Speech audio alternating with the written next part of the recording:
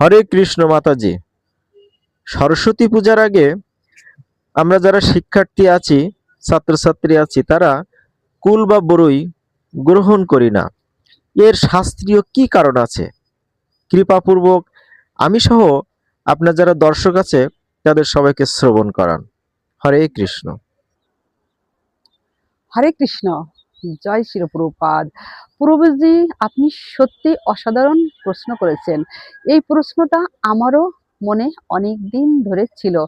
আমরা যখন ছোটবেলায় স্কুলে যেতাম, কুল দেখে, গাছে পাকা পাকা কুল দেখে আমাদের লোভ হতো, তাই আমরা কুল খাইতে চাইতাম। কিন্তু আমার মা ঠাকুমারা কখনো কুল খেতে দিতেন না, বলতেন যে এখন কুল খাওয়া যাবে না সরস্বতী পূজার আগে। তাই আমারও কারণটা খুব জানার ইচ্ছা ছিল। শাস্ত্রে আমি যেটা জেনেছি সেটাই আজ আপনাকে বলার মাধ্যমে সবাইকে বলছি। এই সনাতন ধর্মে বিশেষ করে যে কোনো ফল মূল অবশ্যই ভগবানকে আগে নিবেদন করতে হয়। সামাজিক এবং ধর্মীয় প্রথা অনুসারে সবকিছুই মৌসুমের যে কোনো নতুন ফল আমরা ভগবানকে নিবেদন করে তারপরে সেটা প্রসাদ রূপে আমরা গ্রহণ করি। এও একটা কারণ। সামাজিক এবং ধর্মীয় প্রথা অনুযায়ী ফুলকে আগে প্রথম ভগবানকে অর্পণ করতে হয়, তারপরে নিজেরা গ্রহণ করতে হয়। আর শাস্ত্রে আছে, ব্যাসদেব একবার মা সরস্বতীকে তুষ্ট করার জন্য মা সরস্বতীর তপস্যা শুরু করেছিলেন। তখন মা সরস্বতী একটা ফুলের বীজ দিয়ে ব্যাসদেবের কাছে রেখে বলেছিলেন যে আপনি তপস্যা করবেন এবং এই বীজ থেকে আস্তে আস্তে এই বীজটা অঙ্কুরিত হবে, অঙ্কুরিত হয়ে এর থেকে চারা গজাবে, সেই চারা আস্তে আস্তে বড় হয়ে পরিপক্ক গাছ হবে।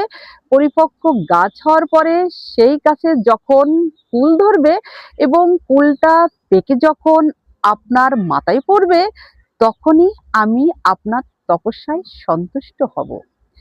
এই কথা শ্রবণ করে ব্যাসদেব ঠিক তপস্যায় বসে গেলেন। দীর্ঘদিন পার হয়ে গেল।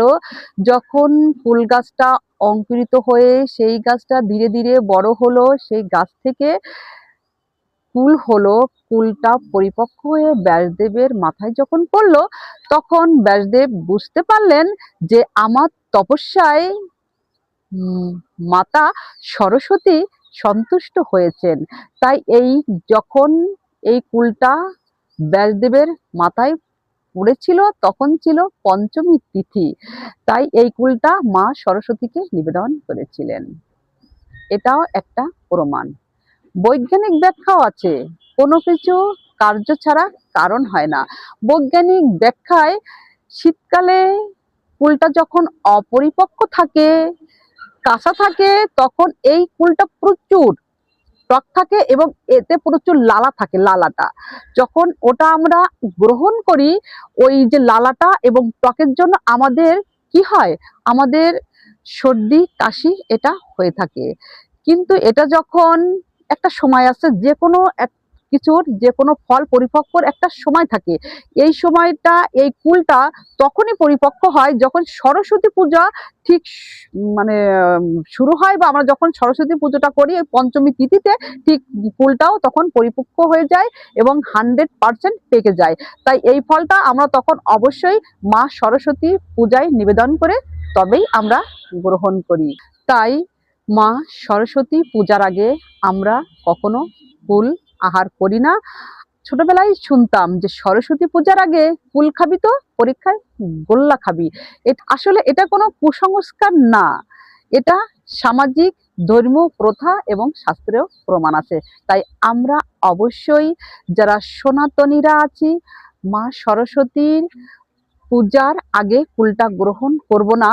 আর মা সরস্বতী যেহেতু বিদ্যার দেবী, বিদ্যা দান করেন, আর আমরা যারা ছাত্র ছাত্রী আছি তারা অবশ্যই অবশ্যই মা সরস্বতী পূজায় ফুল নিবেদন করে তবেই আমরা কুলটা প্রসাদ রূপে গ্রহণ করব, তবেই মা আমাদের প্রতি অনেক সন্তুষ্ট হবেন এবং সন্তুষ্ট হয়ে বেশি বেশি বিদ্যা দান করবেন। হরি বল। জয় শিল প্রভুপাদ।